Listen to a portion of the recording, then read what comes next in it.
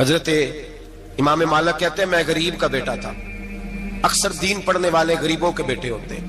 امیروں کے بچے F S C پڑھتے ہیں, بی ایس سی پڑھتے ہیں, ٹیکنالوجی پڑھتے ہیں. غریبوں کے بچے دین پڑھتے ہیں اور پھر امیروں کو ممبریاں ملتی ہیں. غریبوں کے بچوں کو اللہ ممبر عطا فرماتا ہے, مصلی رسول اللہ دیتا ہے.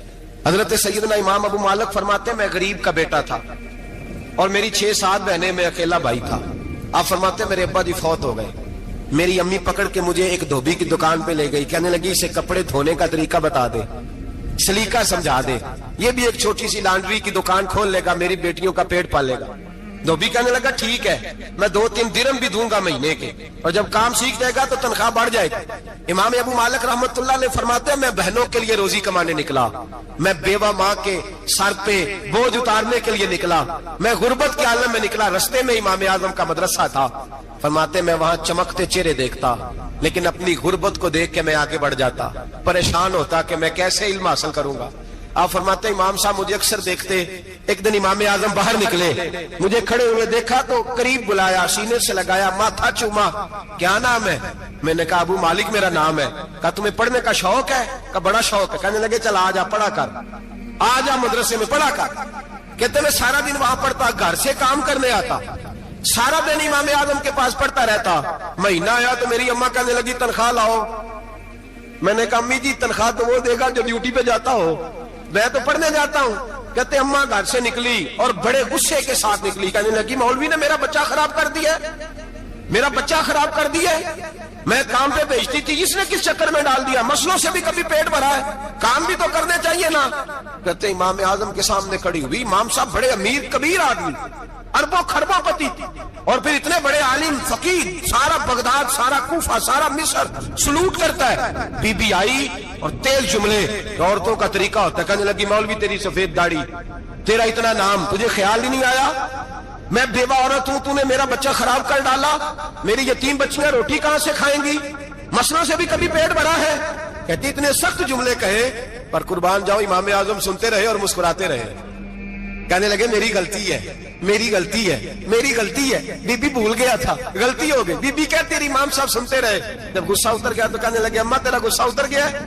اتر گیا ہے. کہنے لگے تیرا بیٹا بڑا نیک ہے, تیرا بیٹا بڑا لائق ہے, تو اسے پڑھنے دے. کہنے لگے چپ کر دے مولوی, یہ پڑھے گا تو میں روٹی کہاں سے کھاؤں گی؟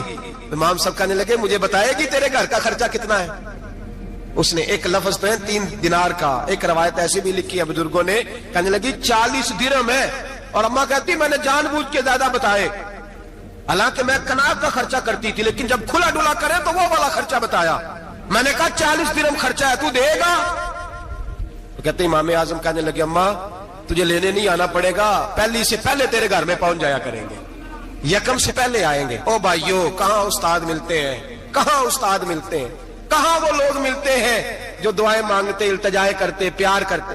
گزر گیا وہ دور, اب تو سوٹ لینے کا دور ہے, مٹھائیاں لینے کا دور ہے, ہاتھ ڈلوانے کا دور آیا ہے. اب کون پوچھتا ہے؟ اب تو پوچھتے ہیں تو میرے لیے کیا لایا ہے. حضرت سیدنا امام اعظم ابو حنیفہ رحمت اللہ علیہ 1 دن نہیں, 2 دن نہیں, 4 دن نہیں, 5 مہینے نہیں, 20 سال تک, کہنا آسان, بولنا آسان, سننا آسان, 20 سال تک امام ابو مالک کے گھر میں خرچہ دیتے رہے, وہ پڑھتے رہے.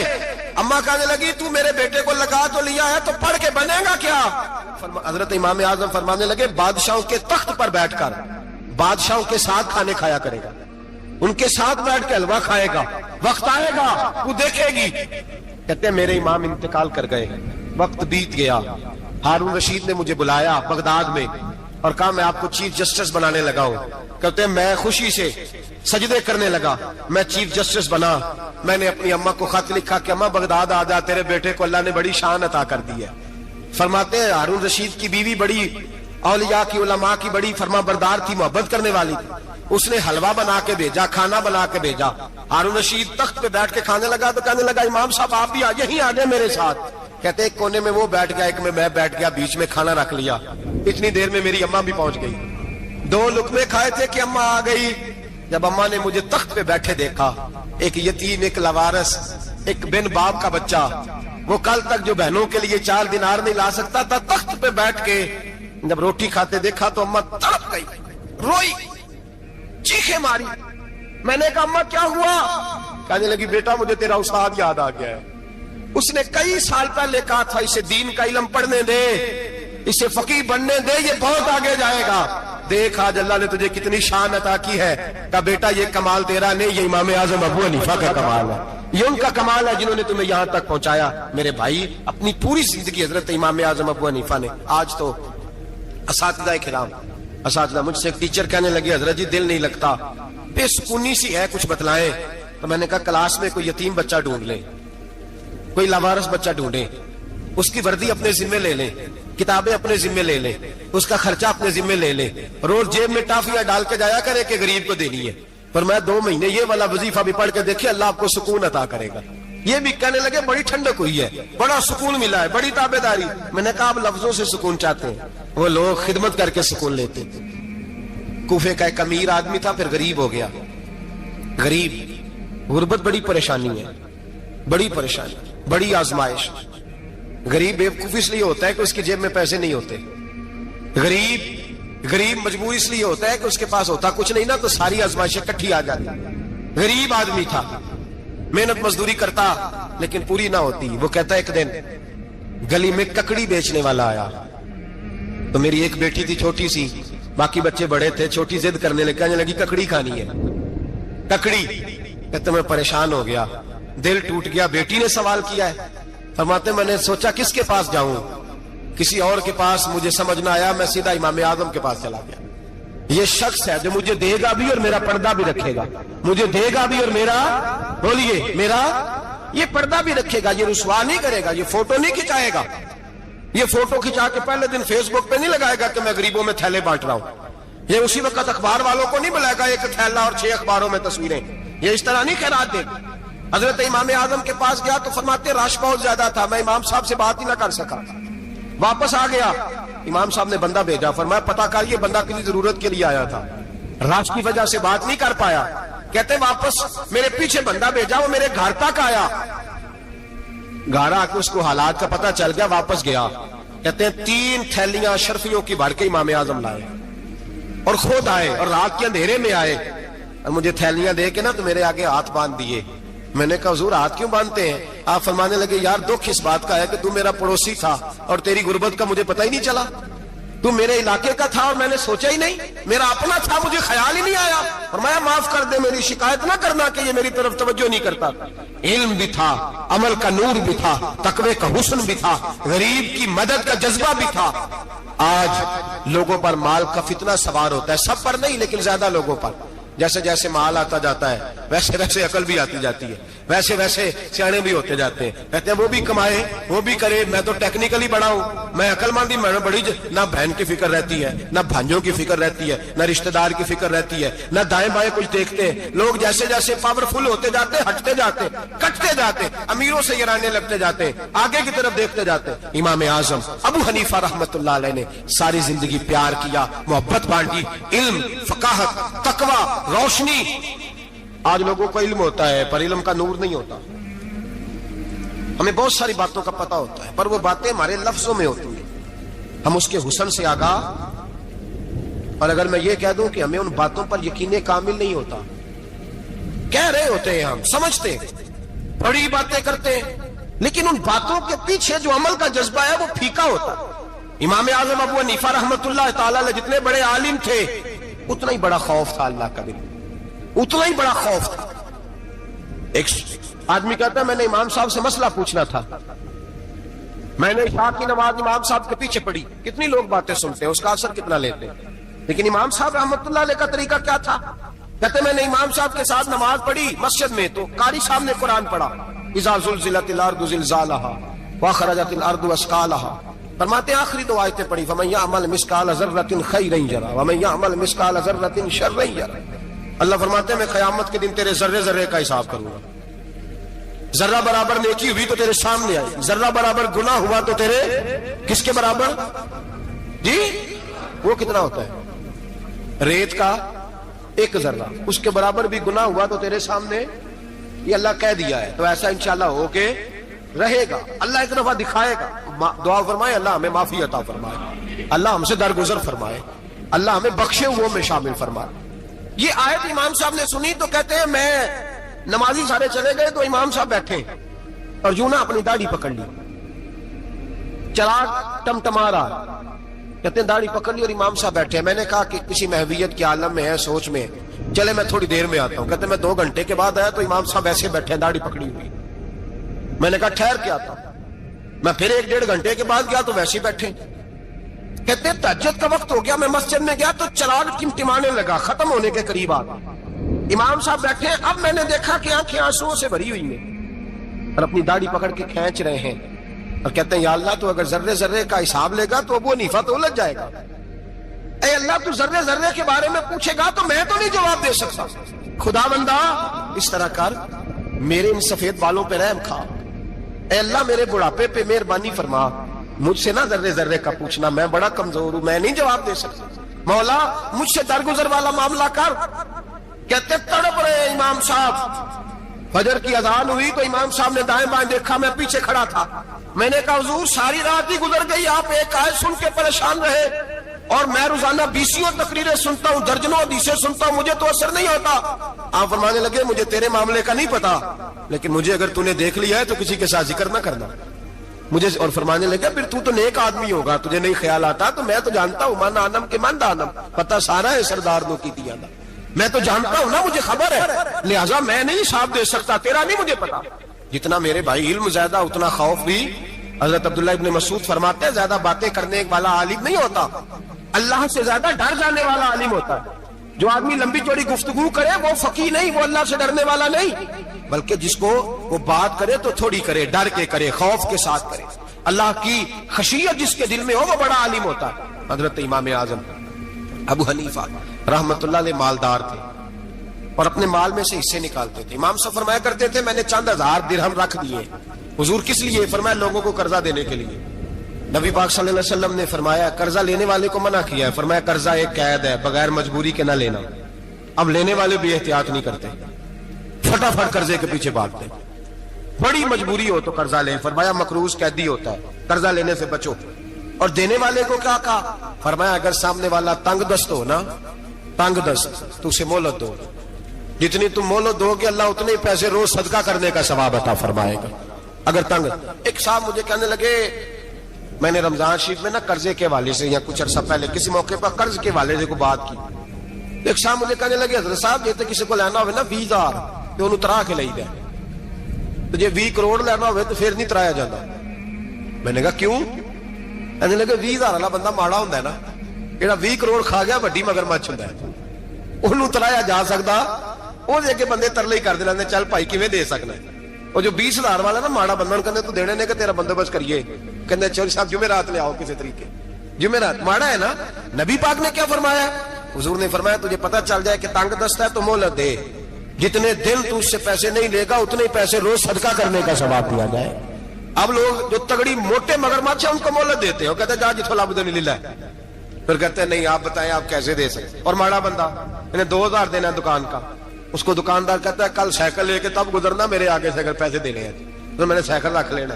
ڈرنا چاہیے اللہ پاک. ہمیں پتا ہوتا ہے سامنے والا غریب ہے, تنگ دست ہے, مجبور ہے, مہلت دینی. امام صاحب کہتے ہیں میں نے کچھ پیسے رکھے ہوئے تھے, پس منظر یہ تھا کہ غریب لوگ آتے ہیں تو میں ان کی مدد کروں گا. امام اعظم ابو حنیفہ نے ایک بندے سے پیسے لینے تھے اور حال یہ تھا کہ آپ دھوپ میں کھڑے تھے, ساتھ اس بندے کا مکان تھا. لوگوں نے کہا حضرت دیوار کے سائے میں ہو جائے. فرمانے لگے اس سے پیسے لینے ہیں, اگر سائے میں کھڑا ہوا تو سود میں شمار ہو جائے گا, میں اس سے فائدہ نہیں لے سکتا. ایک بندے سے قرضہ لینا تھا, وہ آپ کو دیکھ کے گلی اور دوسری گلی میں چلا گیا, رستہ بدل گیا اور چھپ گیا. امام صاحب رونے لگے, کہنے لگے اے اللہ میں اتنا برا ہو گیا ہوں کہ تیرے بندے مجھ سے چھپنے لگے, اس کو ڈھونڈ کے لائے, کیوں چھپتا ہے؟ کہ حضور آپ کے پیسے دینے ہیں. آپ نے فرمایا جا میں نے اللہ کی رضا کے لیے معاف کیے, آج کے بعد چھپنا نہ. اس لیے میں نہیں چاہتا کہ تجھے کوفت ہو, تو میری طرف دیکھ کے چھپنے لگا ہے, میری طرف دیکھ کے. غریب تو بھائی گلیوں میں گھستے پھرتے ہیں کہ کوئی بندہ مل نہ جائے. مقروض آدمی پتہ اس وقت چلتا ہے جب خودکشی کر گیا, پتہ اس وقت چلتا ہے پھر لوگ آتے ہیں اس کے بچوں کو کہتے ہیں فکر نہ کرنا ہم تیرے ساتھ ہیں. اس کے ساتھ ہونا تھا, ان کا سایہ بچ جاتا. اب آئے ہو امام اعظم ابو حنیفہ رحمت اللہ تعالیٰ علیہ لوگوں کو سہولت دیتے, آسانی دیتے, پیار کرتے, محبت کرتے. ہم لوگوں کا مزاج ایسا نہیں ہے, ہماری اخلاقیات کے اندر وہ حسن نہیں جو ہمارے بزرگ ہمیں دے کے گئے. اور پھر چھوٹی چھوٹی باتوں میں حقوق العباد کا خیال کرتے, چھوٹی چھوٹی باتوں. ہم تو گالی دے کے بھی کہتے ہیں نا چل کیا ہو گیا, گالی دی ہے نا. میں نے دیکھا ہے سائیکل والے کی ٹکر اگر پجارو والے کے ساتھ ہو جائے تو معافی سائیکل والے نے مانگنی ہے, کیونکہ وہ سائیکل پہ بیٹھا ہے نا. اس کی غلطی یہ ہے کہ وہ سائیکل پہ بیٹھا ہے, معافی سائیکل والے نے مانگنی ہے, پجارو والا نہیں مانگے. ہو سکتا ہے سائیکل والا اٹھ کے کہے جناب مجھ سے غلطی ہو گئی, مجھے پتہ ہی نہیں تھا کہ آپ تھے, ورنہ میں آپ کے آگے نہ آتا. سائیکل والا مجبور ہے کیونکہ اس کے پاس پجارو نہیں, اور پجارو والا تو شیشہ نہیں نیچے کرتا, کہتا دھوپ آئے گی, گاڑی بڑی مشکل سے ٹھنڈی کی ہے. نیچے اتر کے ملازم کہتا ہے اس کو پوچھو اگر کوئی 200-400 کا نقصان ہوا تو 500 دے دو. مزاج ہے.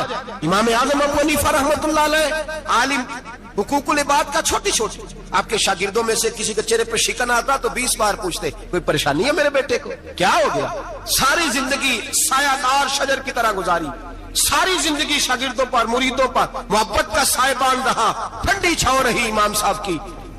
امام اعظم ابو حنیفہ رحمۃ اللہ تعالی علیہ گلی سے گزر رہے تھے, لکڑی کے جوتے پہنا کرتے تھے, کھڑاؤں.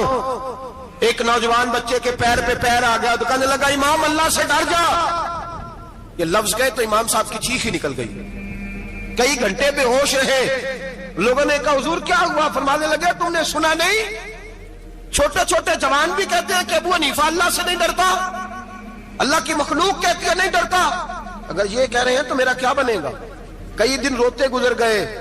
لوگ اس بچے کو لائے, آگے کہنے لگا حضور آپ تو پریشان ہو گئے, میں نے تو محاورتاً کہا تھا, محاورتاً کہا تھا کہ آپ اللہ سے نہیں ڈرتے. فرمانے لگے بیٹے مجھے محاوروں کا نہیں پتا, جب رب کے خوف کا نام آتا ہے تو جملے سیدھے میرے دل سے جا کے ٹکراتے ہیں, سیدھے دل سے جا کے ٹکراتے ہیں. گلی سے گزر رہے, لکڑی کے جوتے پہنے, کھڑاؤں, بارش ہے, کیچڑ ہے. ایک دیوار کے قریب سے گزرے تو تھوڑا سا کیچڑ اڑ کے نا تو دیوار پہ پڑ گیا. یہاں ٹرالی والا ساری دیوار توڑ جاتا ہے اور کہتا ہے چلو میں نے کون سا جان بوجھ کے کیا ہے. یہاں لوگوں کا گھر توڑ جاتے ہیں, کہتے ہیں چلو بتاؤ کتنا خرچہ آیا تھا. فوری طور پہ لوگ ماننے کو تیار ہی نہیں. امام صاحب کے پیروں سے, یہ باریکی سمجھے, یہ حقوق العباد کا مسئلہ ہے. جو جاننے والے ہوتے تھے ان کا یہ طرز زندگی تھا. کیچڑ اڑا پیروں سے اور ایک آدمی کی دیوار پہ پڑ گیا. امام صاحب کھڑے ہیں, سوچ رہے کروں تو کیا کروں. شاگرد صاحب حضرت جی کیا پریشانی ہے؟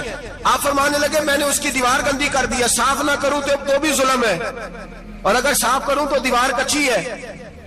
جب صاف کروں گا تو کچھ مٹی اتر جائے گی, تو کسی کے گھر کی مٹی اتارنا یہ بھی ظلم ہے. اب میں دو پریشانیوں میں الجھ گیا ہوں, کدھر جاؤں؟ کہا حضرت جی پھر. فرمایا اس کے دروازے پہ دستک دو. دروازے پہ دستک دی تو جو بندہ باہر آیا وہ مجوسی تھا, آگ کی پوجا کرنے والا تھا. امام صاحب کہنے لگے مجھے جانتے ہو؟ کہنے لگے حضور سارا کوفہ جانتا ہے, سارا بغداد جانتا ہے, ساری دنیا جانتی ہے آپ مسلمانوں کے امام ہیں, لوگ جانتے. آپ نے فرمایا یار مجھ سے غلطی ہو گئی ہے. وہ کیا؟ آپ فرمانے لگے میں اپنے انداز میں گزر رہا تھا, بوڑھا آدمی ہوں, خیال نہیں آیا, تھوڑا کیچڑ اڑ کے تیری دیوار پہ لگ گیا ہے. میرے بھائی یہ کوئی فرشتے تھوڑی تھے, یہی زمین پہ بسنے والے لوگ, احتیاط والے لوگ تھے. ہم لوگوں نے پتہ نہیں اپنا مزاج اتنا سخت کیوں بنا لیا ہے. کتنے لوگوں کو لتاڑ کے, کتنی پگڑیاں اچھال کے, کتنے حقوق العباد ضائع کر کے بھی ہم اسی طرح کے مطمئن ہیں. کہاں سے تسلی لاتے ہیں ہم؟